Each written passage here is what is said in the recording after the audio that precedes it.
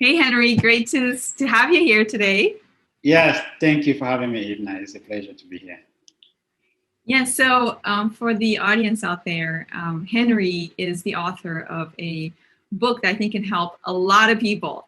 It's called The New Immigrant Playbook: Strategies for Success in Your New Country. Do you have it there to show them what your book Yeah, I looks have like? a copy here. Yeah, that's what it Yeah. looks like.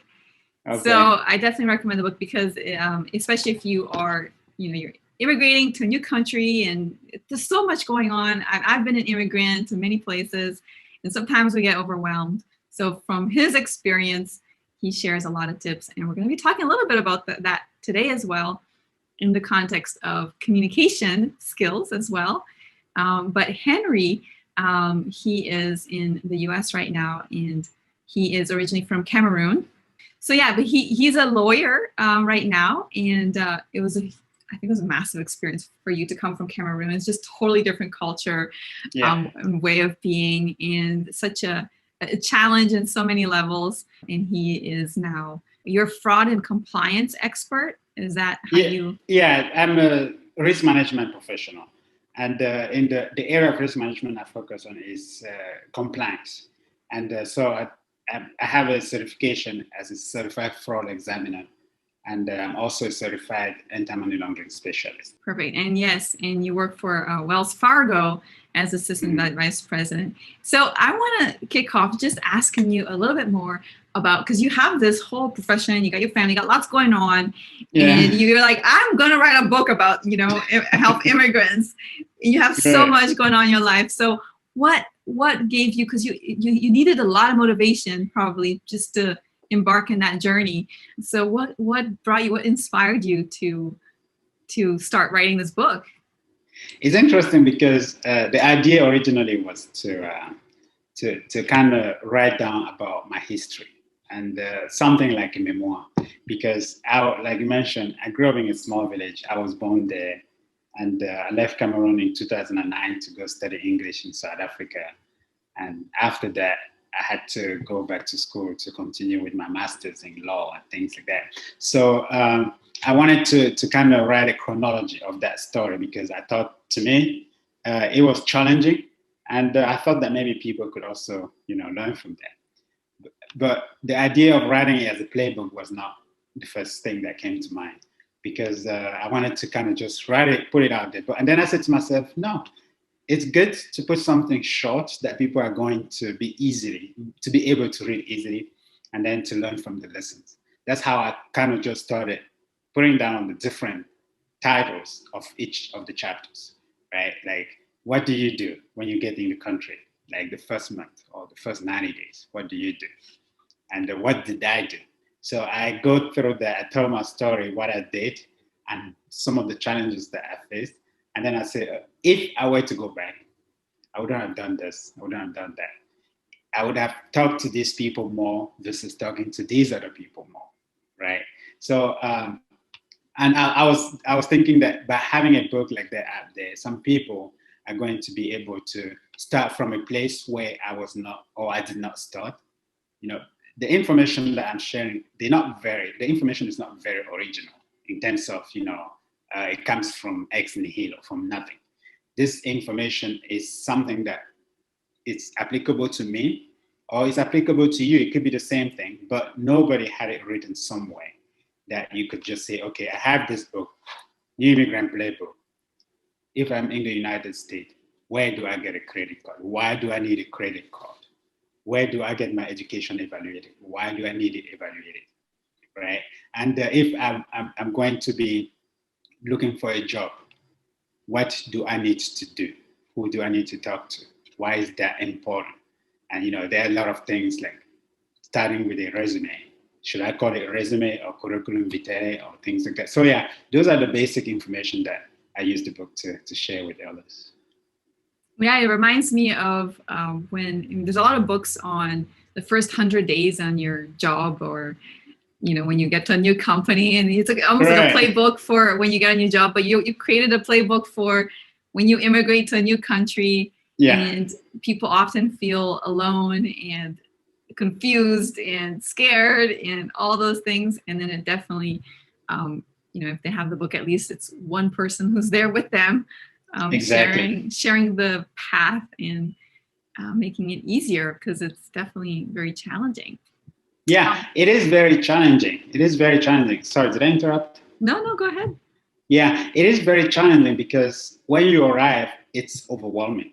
There is so much information, and everyone, for some reason, wants to be able to advise, to tell you to follow their own advice. This is what you should follow. I've been here for more than 10 years. I have a chapter actually called The 10 Years Plus Immigrant. These are some people who will be telling you, I've been here for more than 10 years and this is what is done, how it's done. I'm like, you don't even have a job and you're trying to tell me how it's done. I have a degree, and for example, in law from Cameroon, people are telling me to, ignore that degree. It's not going to be recognized here. And even if it's recognized at the end, you get a degree from the university and you won't be able to find a job because you're foreign. You hear things like that from people and you want to be able to say, hey, is that good information for me?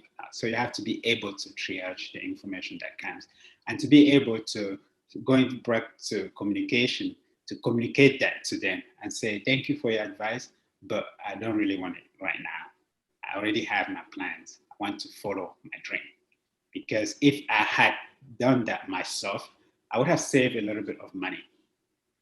Because by following some of the advice that I received, I signed up for a program that I didn't need, and I ended up spending money that I didn't have, right? So I needed to be more assertive and to say, I know what I want.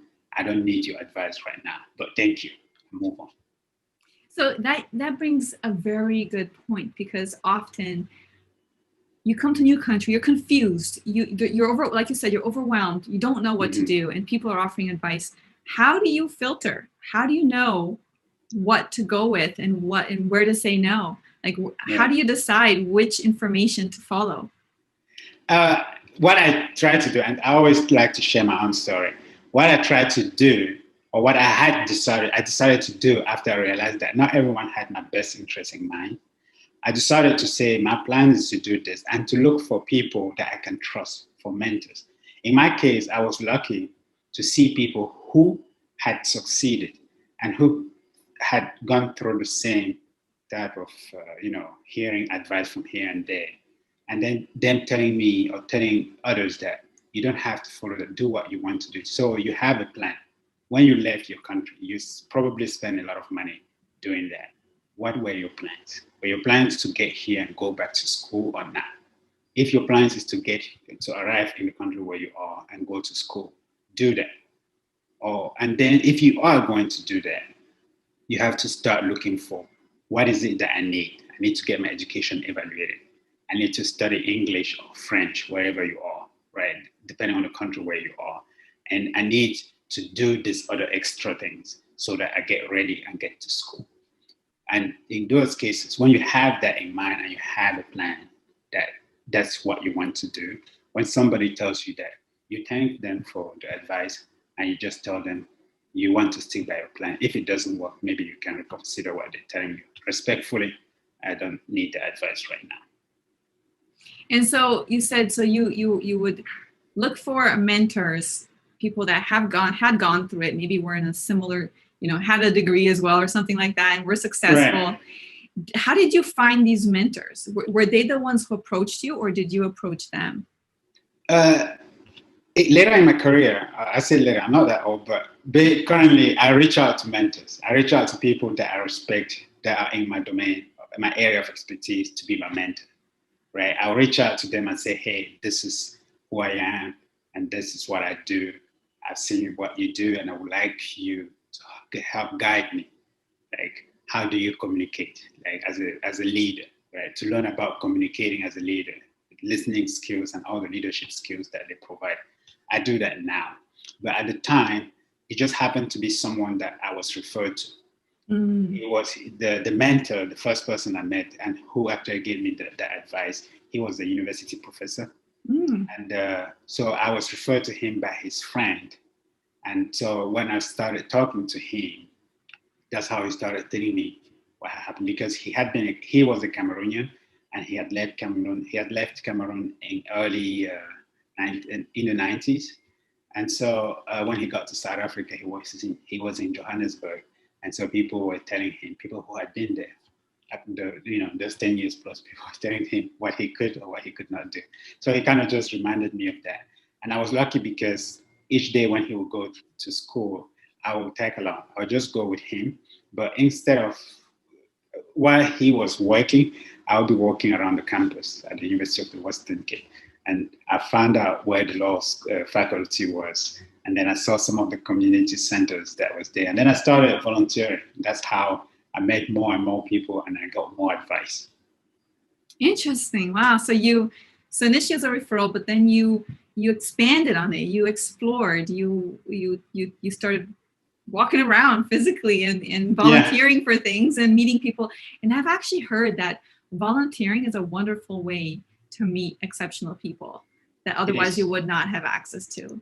It is. And that's how I met many people who wrote my recommendation letters. Oh, really? Wow. Yeah. So when I was studying English in Port Elizabeth, there was across the street the Center for the Prevention of the Offender. But I would go to them after class and ask what they're doing. Since I had a legal background, I would ask if I can volunteer for free. They would say, yes, you could do that. So they allowed me to be there with them, helping, going to court to see what they were doing. And they allowed me to spend some time with people, lawyers, and people speaking English as well. And when I got to Cape Town, I continued doing that. And in Port Elizabeth, I also volunteered with the South African Red Cross Society, right? When I was leaving, I asked for recommendation letters. I got 2. So I had 2 recommendation letters from there. Then when I got to Cape Town, when I was applying, I also got a recommendation letter from one of the professors that I was volunteering with. He recommended me for the master's program. So yeah, the volunteering allows you to do a lot of that. In Iowa, when I got at the University of Iowa as a visiting faculty scholar, I volunteered as well. And the university ended up giving me an opportunity to get paid through that volunteering. And then I got another recommendation letters from there. So it's about volunteering and introducing yourself. I kind of introduce myself. I'm interested in what they do. And I continue to volunteer even today. I'm on the board of organizations. So it's a good way not only to meet people, but to serve and also to get things that you wouldn't otherwise be able to get. Wow. So you're always volunteering, you're writing your book and helping immigrants, and you have your normal job and your family to look after. So Right. That's pretty amazing. And when you got these recommendations through these folks that you met throughout volunteering, were you asking for their kind of recommendations, or were they just offering it after just chatting and talking about your objectives? How did that work? I always say that I'm my best advocate. Nobody else would do it for me if I don't do it, right? So I always go and ask for what I think will be helpful for me in my career or in my life. I would reach out and say, I know you're busy and this and that, but can you please take a minute to do this for me? Right? And you have to go and ask for the recommendation so that they can recommend you for the degree. And so normally you don't need to have known them for a very long time. You've worked for them on 1 or 2 projects or 1 or 2 tasks.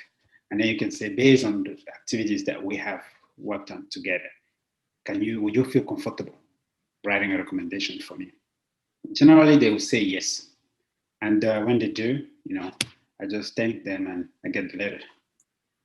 Yeah, because it doesn't really take that long to establish trust and get to know people if you're working with them on something.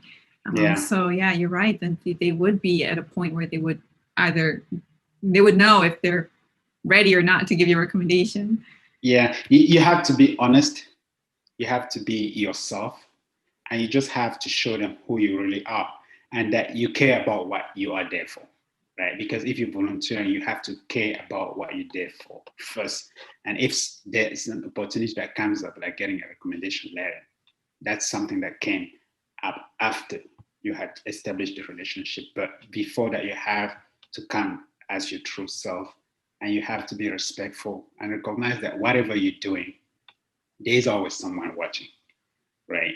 And at the end of the day, you want to leave with a reputation, to leave a reputation behind that is what you would like to hear later in the future. And I think it also helps the fact that you are serving and helping and doing things to help others, through different ways. And so when you do ask, that, you may be asking here, but you're also getting helping in many other ways. So the definitely. things balance out. So that's a great example. And your book also, you have a whole chapter on do not be afraid to share your difficulties. Mm-hmm. And why is that? Do you find it that why do you think immigrants find it hard to seek help and talk about their difficulties and ask for support? I don't know, because many come from countries where they are very community oriented. You get help from your family, friends, and people that you don't know. But when they arrive in another country, it's always very difficult. So I say I don't know because I'm not in people's head. But what I have come to realize is that it might be a form of insecurity and fear, being afraid of being judged, this or that, and then you don't want people to just label you all the time as immigrant, things like that. Or maybe some they just don't want to be out there asking for help. Some people choose to just try to do things by themselves and not get the advice or help from other people. So the chapter about don't be afraid to share your difficulties is because in a country like the United States or any other country where you come and you're new, you need to understand the culture. You need to see to get close to the people and to see who they are, so that and to show them who you are too, because they want to be able to help. Many of them want to help. You have to know that, to have that in your head first, and then you open up. You go to them, you share. If you have a difficulty, you share. If you share your difficulty, someone doesn't want to help you, what do you lose? Generally, it's nothing, right? And of course, I'm not suggesting that people should just go out and beg. I'm just saying that when you have a difficulty, if you don't know where to get your degree evaluated, you should ask. If you don't know where to send things, like where the post office is, you should ask people on the street. They will show you. Those are just the basics. But if you don't have the money to pay for the application fees at the university, you can ask for a waiver of that. Right? If you don't have the TOEFL and your English is good, you don't have the money to go and do that TOEFL, you can ask the university, can you waive the TOEFL requirement for my application? So those are just the basic things that I want people to understand. And it's a form of negotiations too, right? You want to be able to negotiate these small things and get help. When I got to Iowa in 2011, in Iowa City, there was a group of African students. I reached out to them. They helped me a lot. If I had not done that, I wouldn't have been able to come out of some of the challenges that I faced when I moved there. So it's about opening up and sharing what you know and what you don't know, and getting help where you need help. Yeah, and I think that's an important point that you mentioned, the not assuming that things are set in stone, and because it's written that, this is the process, you have to pay this fee and you have to do it now, that there's no way around that, and that people are not going to be willing to help you out, knowing that, maybe your situation is not a typical situation, or is not a situation where you can actually do that. So I think what you're also saying is assume that people have that positive intention to help you, as long as you are a little bit vulnerable and to show, hey, I'm struggling a little bit here, right?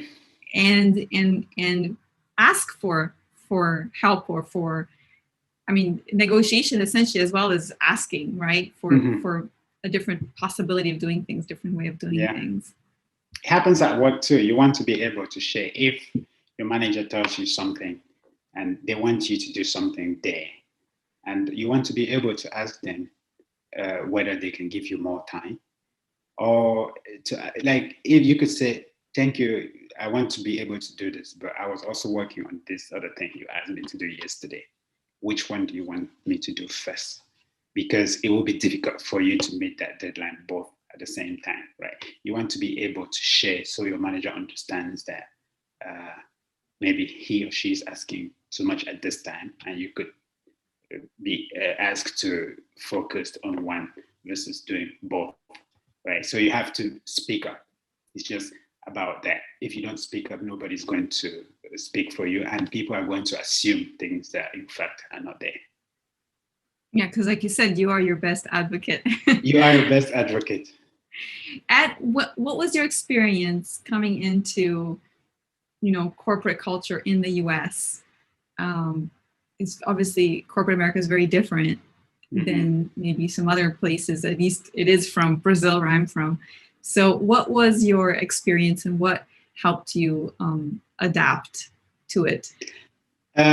It was different, and I must say outright at the first that I did not work in Cameroon. Right? Okay, yeah, you're still. So I did not work in the corporate sector there. So my first job in an office was in Cape Town, where I was an interning with the South African Human Rights Commission. But then when I got to the US at the World Bank, it was different. One thing I knew I did, one mistake I did was not negotiating my salary, right? And that was a big mistake. So I should have done that. And in the workplace, the culture is different. People do things different in the corporate US. You have to do things a certain way. There is people expect you to feel like part of the team, like part of everyone respect one another, and people are there to get things done, and they want you to be able to contribute to that and to not be shy. They welcome cultures, different languages and things like that. So whatever experience you can bring and share, they always welcoming that. And you have to be open to receiving feedback as well, because nobody knows it all. You want to know things that you're doing best, and the things that you need some help on. If you need help on how to communicate better, they have help for that. They'll provide it. If you need help on how to negotiate, there are trainings that you could do. And I always look at feedback as an opportunity to learn, because my manager at the World Bank gave me feedback that changed my career completely. Right? It was my first time receiving true feedback. And after that, I did a kind of a U-turn and changed the way. So it was like a change of mindset.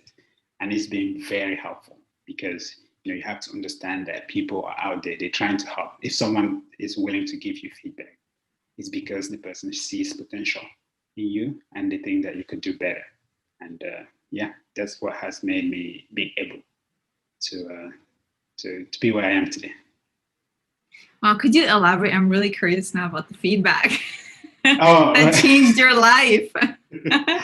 It was my first time receiving negative feedback, what people would call negative feedback. I say negative because it's not what you expect. It's what your colleague is seeing, right? In this case, it was me providing a comment on the report, right? Like maybe crossing a lot of stuff, like track changes. They didn't like the fact that I was using a lot of track changes, or that I was putting a lot of comment. And they were right. They were my superior. And, people want you to approach things differently. And you want to be able to do that respectfully. And that was good feedback. And I haven't done that, because after that, what I had to do was to make sure that when I'm providing feedback to someone on the work that they've done, I need to be mindful of the fact that they put a lot of effort into that, and that what they get could impact on how they feel about the whole thing. So you have to be very, very careful how you are when you review someone's work. But it's always, sometimes it's just, how do you say that to somebody? And then when you do Yeah. hear it, how do you respond in a way and not feeling like that's something, not taking it personally, and just knowing that all you're trying to do is interact and understand how to improve the overall working environment and relationships. It's never generally an attack. It's just people trying to say something about their preferences. That's true. And it's just when you say it, like, it can take you aback, right? You just have to be mindful that other people don't see it like that. And as soon as you realize that, you understand that, nobody's out to get you. It's just a feedback about something that you could improve, right? You have control over that. Yeah, and like you said, sometimes that feedback is really about perspectives, right? You have, I've had a boss who really liked presentations in a certain way, and if you've ever, some people have reported to more than one person at the same time, and it can be really challenging because each person has a different preference, and there's no right or wrong. It's just preferences, and you're trying to manage that as best as you can. So, we shouldn't take it personally, these things. Yeah. It is like I got a feedback when I was in South Africa. In Cameroon, what I use the perfume, right? That's what I was using. But when it comes to deodorant, I was not using that in Cameroon, right? So, but it's very important that those are things that people use on a daily basis. And your BO is not necessarily bad to you, but someone else may say that this is not good, right? But someone told me that, asked me if I use deodorant. I was like, what is that? They say, oh, the thing you spray. I say, yeah, I have perfume. They say, no, that's not it. This one is different, right? And I took it. When they took me to the store, I got the deodorant, and I use it. It's good, right? There was nothing wrong about it. But if I had been in the mindset of, who are you to tell me this, things would have gotten different. But also, you want to be able to make people around you feel comfortable. And one way of doing that is using things like the deodorant. Yeah, and you want to also make people around you comfortable to say things to you that are actually good for you. It takes a lot of courage to tell somebody that something is wrong, and that their zipper's out, or their food is not smelling good, or some things that probably other people might perceive negatively, and not going to tell you, right? Mm-hmm. That person who does tell you, they really like you. Yeah, they do. They do, because they are willing to help you change. They see something that many other people have seen. They haven't said anything about it. But here is someone who is willing to tell you, hey, this is how we do things around here, right? And you may want to do it if you don't want to be seen as an outsider. That's another way of putting it. Yes. Right? So you just want to, like, when you arrive in a new country, you adapt the culture. When you adapt the culture, the way people do things, you try to do it that way. You follow the things the right things that people do. Right? Not saying that you should be doing the wrong things. You follow the things that people do and that are part of that culture. Like the American ways of doing things. What is it? You do it like that. Yeah, absolutely. Absolutely. And I know we're getting close to the end of our planned time here. Mm-hmm. I was wondering if you wanted to share something, or even how you dealt with your medical challenge, perhaps, because I think that was a big one. Oh, medical challenge, like going to the doctor, and then the doctor telling you have to pay this that you didn't know we were going to pay for. And I'm like, why am I being asked to pay for this? I can't, like, the example I like to use is when I go in for my annual checkup. I do that every year. And in Washington, D.C., I would go to the same doctor. They'll ask me all the questions that they had, and then I'll answer. This one, that day I was taking a medication. She asked me if I'm taking a medication and if it's helping and when I'm stopping it, right? And if I needed a refill. I answered those questions. And so at the end, they sent me 2 bills. But they sent the bill to the insurance, and the insurance didn't pay for it, for part of it, because my insurance was supposed to pay 100% of my annual checkup. But in this case, they didn't pay part of it, and they said that it was different. I mean, and then the hospital sent it to me that, oh, the insurance paid for your visit and didn't pay for this. I'm like, what? The insurance, this was supposed to be covered 100%. So I had to call them, right? You have to be kind of, to step up, to advocate for yourself, or to be assertive. I called them, I asked, why am I getting this bill? They say, oh, the insurance didn't pay for that. I'm like, yeah, the insurance was supposed to pay 100% of my visit that day. They say, oh, you had 2 visits in one. You should have, you shouldn't have answered this question, or the doctor asked you a question and you answered. That's why you're getting this other bill. I'm like, really? So those are just a few examples. And then the examples of when you are going for a surgery, for example, if someone is going to be, you're going to be injected and, I mean, like put under anesthesia, right? And then you want to be able to tell them that when I'm under anesthesia, please don't allow someone who is not in my network to touch me, because, you know, people out of network would not be covered by insurance, or you have to pay too much money after that. So yeah, those are just small things that I try to share, or that I did. In my case, I didn't have a surgery, but I see many people coming out of surgery with a lot of debt, and because the insurance didn't cover some of the expenses during the procedure. And it's often very confusing to navigate the rules. And yeah, up to this day, I never know if a bill is going to show up or not. And how much it's going to be. It's so confusing. When you go to the doctor, you don't know if they're, you know, they don't tell you if it's going to be charged or not to you personally. Mm-hmm. And so it can be really confusing. And if we don't ask and even have, and maybe like you said, ask somebody that you know what their experience was, so that you know what questions to ask when you are with the doctor, so that you won't get negative surprises later. Yeah. So that's how many people end up with large bills, and then, you know, file for bankruptcy because there are things that they didn't anticipate, and now they have to pay for it. Yeah, and it's a huge stress to be in when you're already going through something else physical. Yeah. No, this is lovely. Was there, these examples were all amazing. I think anybody can relate to them. Mm-hmm. And is there anything else that you'd like to share before I just understand that our time is... No, thank you so much for having me. And I appreciate that you're giving me a platform to talk about the book and to share my experiences. Always happy to respond to questions when people reach out. You know, I get a lot of young immigrants reaching out to me through my LinkedIn to ask questions about their CVs or how to do this. I'm always available to answer when I can, if I can. But if I cannot, I'll also try to share some resources that they may find helpful.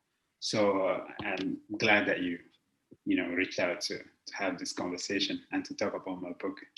And the book can be found. Yes. Where can the book be found, and where can they contact you? Yeah, on Amazon, or you go to my website, newimmigrantplaybook.com, or my website, personal, henrinkuepo.com, and you can just shoot me an email. What I've learned from this conversation is that you are a great example of someone who is assertive and generous and kind at the same time. So there's living example, people, that you can be generous and kind, being assertive at the same time. That's true. Thanks again. Thank you very much. Thank you. Thank you very much.